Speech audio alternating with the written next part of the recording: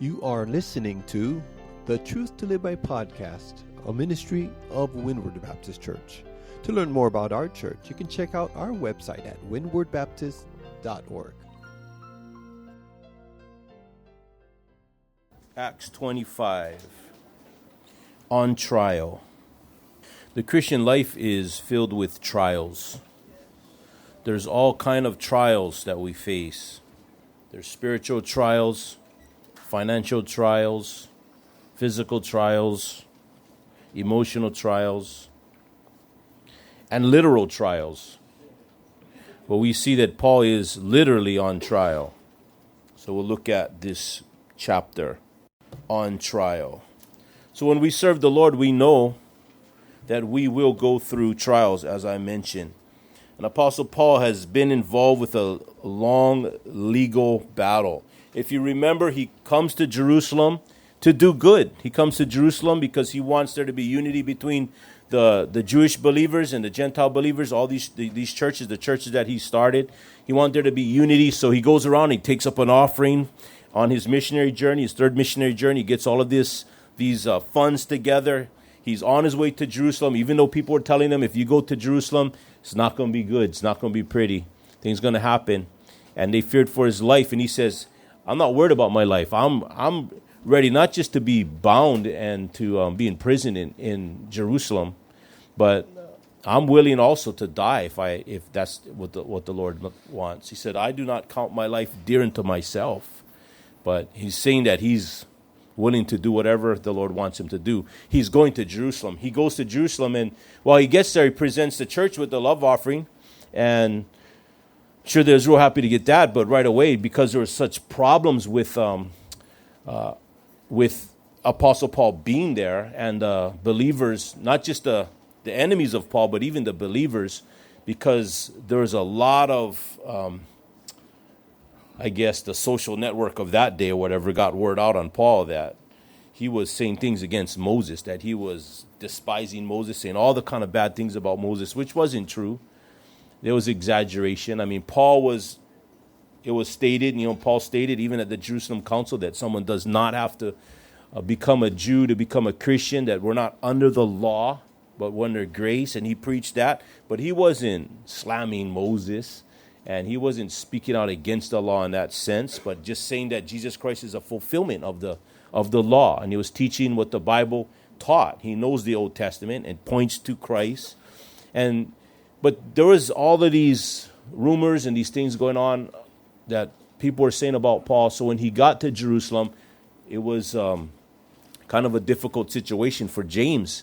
So he's explaining to Paul, hey, maybe if you go into the temple and you take these 4 men who made a Nazirite vow, go in there with them, purify yourself in a 7-day ceremony when they cut their hair at the completion of the Nazirite vow, and they worship the Lord for 7 days, and they purify themselves, cutting their hair and all that, and then offer the offerings, pay for that, because it was very expensive.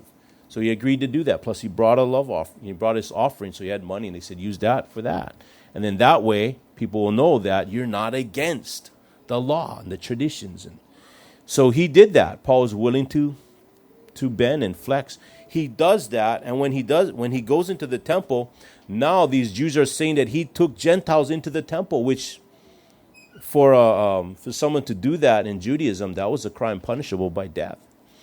So they're accusing him of that, and a riot breaks out. So when the riot breaks out, as those that are rioting push Apostle Paul out of the gate of the temple, so he's in the court of the Gentile area where those outside could also be a part of the riot and kill Paul. The Roman captain takes Paul, brings him into the Fort Antonia, into the castle to protect him, puts him in protective custody. So Paul says, can I speak to these people, to those that were upset at him, to explain myself? He said, yeah. Now Paul's thinking, okay, here's my chance. I'm going to get to preach the gospel. And then as he's speaking to them, he quickly knows it's not going to work out that way. And basically another riot breaks out. So the Roman captain is wondering, what is going on? So he takes Paul and he wants to interrogate him. So he binds Paul, brings him into the castle to interrogate him for questioning, and which involved beating. So as they're about to beat him to get whatever information out of him, like, who are you? Are this Egyptian that led these men? Are you, that led an uprising against Rome? I mean, who are you? Why is everybody against you? Why do your own people hate you so much? And he's trying to find this out. Paul says, wait a minute, is it okay for you to beat a Roman who's uncondemned? So when the Roman captain finds out that he's a Roman, and he used that at times, because someone who was a Roman citizen, there was responsibilities of paying a tax and this and that. You had responsibilities, but you had rights, that you could not be beaten without a fair trial. And then if you felt like you were not having a fair trial, you could also appeal to Caesar, which we're going to see in this chapter. That was your right as a Roman. You could not be crucified unless Caesar himself condemned you to be crucified. That's why Paul was not crucified. He had his head removed. So there are certain things, physical beatings that you didn't have to go through if you were a Roman. And anyone that went against Roman law, there was serious offense. It wasn't like how it is in our country, that people do a lot of things, against the government, against the president, say whatever they want to say. But you didn't do that in Rome. So this Roman captain was very concerned when he found out Paul was a Roman. So he's thinking, plus Paul could say he already bound Paul, which was already a problem. That was illegal. There's crimes for that. To beat him, the crimes was worse. You could even be put to death for beating a Roman citizen who was not condemned. So he's kind of concerned now that something, he wants to kind of be on Paul's good side. And so when he finds out that there was a plot against Paul to kill him, he decides that, you know what, this is getting bad. I'm going to just send him to Caesarea, which was the headquarters for Rome in Jerusalem. So that was the Roman headquarters. So he sends him over there, takes like 470 soldiers, takes Paul. They go a little ways where it was a difficult journey and where there could be people that was trying to ambush them. And then there was a clearing after that. And so after that, there was less soldiers, and they get to Caesarea. And so when he's over there, now he has to stand trial before Felix. Felix, who was a very wicked, immoral person. And Paul had to go and stand before him, if you remember that. And then Felix was kind of interested in hearing from Paul as Paul gave his testimony. And so then later on, he sent for him, and he wanted Paul to speak to him about certain things. And Paul spoke to him, about righteousness, temperance, and judgment. And then what happened with Felix, he was under such deep conviction that he trembled, the Bible says. He just was so afraid because he was guilty. Very immoral person. He was a former slave that got promoted because of his brother's influence, because his brother was friends with Caesar.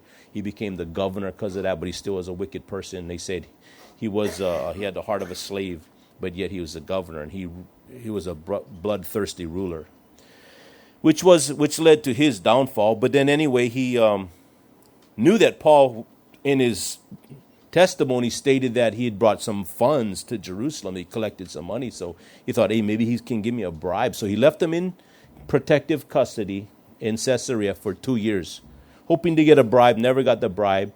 Then a riot breaks out, and there was rioting that had happened because people didn't like this guy, Felix. And he stops the riot with a lot of violence. I mean, he had a lot of the Jews killed, just killed a bunch of the Jews, allowed the women to be raped, houses to be pillaged. And so the Jews got upset. And so then they wrote Rome about what was happening, what this guy was doing. So Rome brings him back, removes him from office, and then puts another guy in his place. And this guy's name is Festus. So that's where we're at. So Festus, he's new. He's now the governor. and he knows that the Jews didn't like Felix, so he got removed. So he's thinking, I need to kind of go over there and talk to the Jewish leaders, the high priest, so that way I can have a good report with the Jews. So he goes down to Jerusalem, and he wants to meet with them. And that's where they're going to tell him about Paul. And that's kind of where the chapter begins. Verse 1. Now when Festus was come into the province, after 3 days he ascended from Caesarea to Jerusalem. He wanted to go meet with all the Jewish leaders. Verse 2. Then the high priest and the chief of the Jews informed him against Paul and besought him. So he told him the whole thing about Paul, what had happened, of course, from their perspective. And what they're wanting Festus to bring Paul back to Jerusalem, where they can try him, where they can kill him. And they know that he's wanting to have peace, so they think that they have the upper hand. And they're thinking that, hey, you really want us to work well with you, Festus? Send this guy here. But see, Festus also knows this guy is this guy Paul, there could be some serious ramifications. So he's kind of like, a lot of times people that are in politics or in leadership positions, there's a lot of pressure. And sometimes most of what they're looking out for is not what's right, but what's right for them. They're looking out for what's right for me. The high priest and the chief of the Jews informed him against Paul and besought him and desired favor against him, that he would send for him to Jerusalem, laying wait in the way to kill him. So they wanted him to bring Paul to kill him. But Festus answered that Paul should be kept at Caesarea, and that he himself would depart shortly thither. He says, he's thinking, they're going to kill him. He probably knew about that. Maybe some people informed him about the fact that they just wanted to kill Paul. So he thought, you know what? I think I'm going to just keep him there in Caesarea in protective custody. Sometimes if you don't know what to do, the best thing is just kind of leave things the way it is until you know what's the right thing. And here you got this guy Festus, so I didn't say much about him, but he was 70 years of age. He's only going to rule for 2 years, and then he's going to die while he's serving in office. A lot of stress, I imagine. Verse 5. Let them therefore, said he, which among you are able, go down with me and accuse this man if there be any wickedness in him. So Festus is telling them, hey, if you guys want, if you have such a major problem with Paul because he did all these bad things that you're accusing him, I'm going to leave him there. Why don't you go with me there, and then we can try him over there? If you are saying all these bad things, why don't you just bring that, and we could do this according to the way it's supposed to be done, a proper trial. Verse 6. And when he had tarried among them more than 10 days, he was there for a while, he went down unto Caesarea, and the next day sitting on the judgment seat, commanded Paul to be brought. And this is the judgment seat, the bema seat. And when he was come, the Jews, which came down from Jerusalem, stood round about and laid many and grievous complaints against Paul. So they had a lot of accusations. They had a lot of complaints against Paul. But you notice what it says after that? Which they could not prove. They couldn't prove it with Felix, and they're not going to be able to prove it with Festus, because the things that they were accusing him of didn't happen. They were saying that he took Gentiles into the temple and he caused this riot. As he was doing things and saying things and provoking people, Paul was saying, who did I provoke? Where are they? How come they didn't come to this trial? There was nobody there, no eyewitnesses of anything that he did that was wrong. He didn't do anything. He didn't cause any riots. He didn't cause any problems. He didn't bring Gentiles into the temple, and he didn't do anything against the Roman government, against Caesar, the things that he was being accused of. He didn't do any of those things. And it was probably very easy for Festus to see that. So he knew that this is weird. These guys want him dead, but he really didn't do anything bad, worthy of death. And so what am I supposed to do? So he was in a bad position politically. So then now, Paul defends himself. Verse 8. And while he answered for himself, he didn't even need a defense attorney, because he just was speaking the truth. When you speak the truth, you have so much leverage. By the way, when you're telling the truth doesn't change, so it's easy to remember what to say. When you tell lies, you can forget easily what lie it was and who you told what lie to. And when there's a group of people and they're all trying to tell lies, it's easy for the police or those questioning them to see through it because of contradictions. Or the story, if they rehearse the story, it's exactly the same, which that's not how it works. People have a different perspective and they expect to hear that. So it's easy to see that Paul is telling the truth.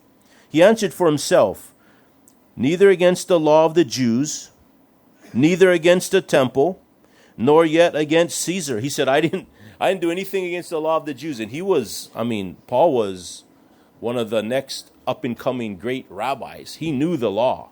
He said, I didn't do anything against the law. I didn't do anything against the temple. I didn't bring any Gentiles into the temple, which is what he was being accused of. And I didn't do anything against Caesar. Nor yet against Caesar have I offended anything at all. Verse 9. But Festus, willing to do the Jews a pleasure, answered Paul and said, wilt thou go up to Jerusalem and there be judged of these things before me? He says, will you be willing, because he's trying to appease the Jews too. Will you be willing to go with me? I'll protect you, don't worry, up to Jerusalem. And Paul's like, no way. He knows he can't have a fair trial in Jerusalem. It doesn't look like he's getting much of a fair trial anywhere, but he has a better chance over here because he is a Roman citizen. Wilt thou go up to Jerusalem and there be judge of these things before me? Then said Paul, I stand at Caesar's judgment seat where I ought to be tried, where I ought to be judged. I'm a Roman citizen. I'm in the Roman capital of Jerusalem in Caesarea. I want to be tried here. In fact, when we went to Israel, we went to that same place, that area where he was standing trial. We got to be in that Colosseum, that little Colosseum place. It's pretty cool. Then said Paul, I stand at Caesar's judgment seat where I ought to be judged. To the Jews have I done no wrong, as thou very well knowest. He says, you can see this. You can see that there's a problem here. For if I be an offender or have committed anything worthy of death, I refuse not to die. But if there be none of these things whereof these accuse me, no man may deliver me unto them. I appeal unto Caesar, which was his right as a Roman. A citizen could even appeal to Caesar in order to be tried at Rome if he felt like he was not getting a fair trial in any of the lower courts. And whatever happened in those lower courts meant nothing when someone appealed to Caesar and they're going to be tried at the higher court, kind of like appealing to the Supreme Court. He says, I didn't do anything wrong. He could see that. He said, I appeal unto Caesar.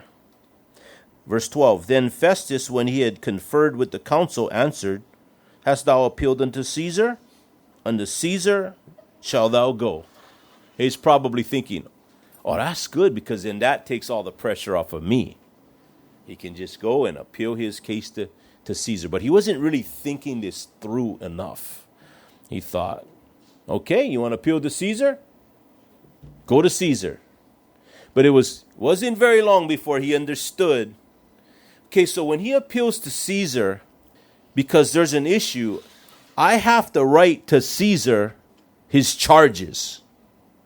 What is going on that he's appealing? What is the problem? And he didn't know what to write. So now if he appeals to Caesar and he didn't know that he writes something that's, nothing serious, then he's going to look stupid. And then Caesar's going to be, what's up with Felix and Festus? Man. And it's going to hurt him politically. So that's what's going to happen. So then he thinks, all right. Verse 13, and after certain days, King Agrippa and Bernice came unto Caesarea to salute Festus. So here you have King Agrippa and Bernice. So King Agrippa the second, this is King Agrippa the second. He was a son to King Agrippa the first. So giving you a lot of history here. King Agrippa the first was the one who murdered James and imprisoned Peter, wanted to kill Peter also. And that's the one that died there when he was speaking out, and he said, "Oh, it's the voice of a God and not of a man." He did not give God the glory, and he was eating of worms and died. That was his father. His great grandfather was Herod the Great, that tried to kill baby Jesus. His great uncle is the one that had John the Baptist beheaded, and then his father killed James and wanted to kill Peter, and it was eating. I mean, he had not too great of a background, and his rulership politically had been severely weakened, where he only governed like the northern area of Jerusalem, the Galilee area.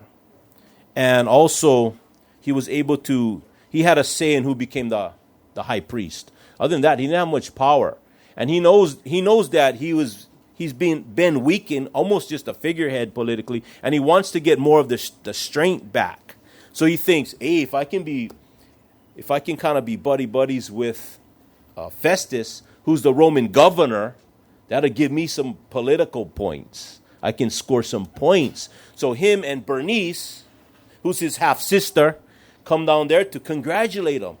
Oh, right on, Festus. Hey, good job, man. You're the Roman governor now. Hey, I hope that we can have a good working relationship and this and that, this and that, this and that. And then Bernice, who was his half-sister, who is also the sister of, you remember we talked about Drusilla? Who she was a very wicked person. Well, Bernice was also very wicked too. It is said that she was extremely beautiful, like drop dead gorgeous. Very beautiful woman. Very immoral, though. She had previously been married to her uncle until his death, and was now living with her brother. And it was rumored that the relationship that she was living with him was immoral, was an incestual relationship. Very wicked thing was going on there. She later leaves him for a pagan king, then deserts that pagan king and becomes the mistress of both the Roman emperor Vespasian and then his son Titus. Remember Titus Vespasian? He was the one that destroyed Jerusalem and destroyed the temple in AD 70. She was with him. And the people of Rome, they didn't even really like her. She was just so immoral. And Rome is not known for being such a moral place. And they couldn't handle her. They got kind of booted her out. And so she ends up back with him again and towards the end of her life. So that's who this woman is. So King Agrippa and Bernice come to Caesarea to salute Festus. They congratulate him. They're acting like they were happy for him, and maybe they were, but they're just kind of like, hey, maybe we can kind of get on his good side. So it can help them politically too. Verse 14. And when they had been there many days, they were there for a while, having a good time, talking, getting reacquainted or whatever. Festus realized, hey, maybe he can help me out with Paul. Because here you have this guy, Agrippa, King Agrippa, who is half Jewish and half Edomite. So he knew all about the Jewish beliefs and customs. So Festus is thinking, hey, maybe this guy, maybe he can help me out to understand what to charge or what to write down to Caesar about Paul. Maybe he can understand what he did that was so bad so that I have something to write. Because right now, I don't know what I'm going to write. This guy he just makes people mad. Why? I don't know. You're going to look stupid writing something like that down. Like, I don't know what's the problem. Why didn't you just say that, oh no, he's innocent and release him? Well, because then they're going to kill him. Well, you can't stop things like that. Are you that weak? Or if he just goes against the Jews who he's trying to rule, and then they start to write to Rome, like they did with Felix, he'll be ousted. And he's just a new ruler. So he was kind of like, oh man, so difficult being a leader.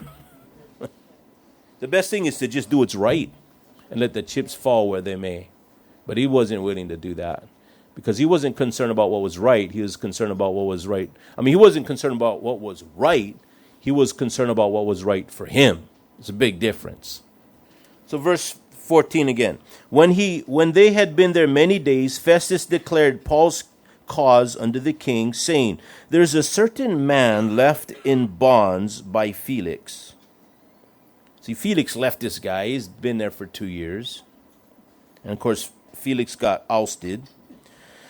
about whom when I was at Jerusalem, the chief priests and the elders," he's just basically telling the story. "The chief priests and the elders of the Jews informed me, desiring to have judgment against him, to whom I answered, it is not the manner of the Romans to deliver any man to die before that he which is accused have the accusers face to face." There has to be a proper trial. "And have license to answer for himself concerning the crime laid against him. Therefore, when they were come hither, they came to Caesarea without any delay. On the morrow I sat on the judgment seat and commanded the man to be brought forth." You have been listening to our Truth to Live By podcast, a ministry of Windward Baptist Church. This podcast is supported by the gifts and donations of its listeners. You can make a secure donation through our website at windwardbaptist.org.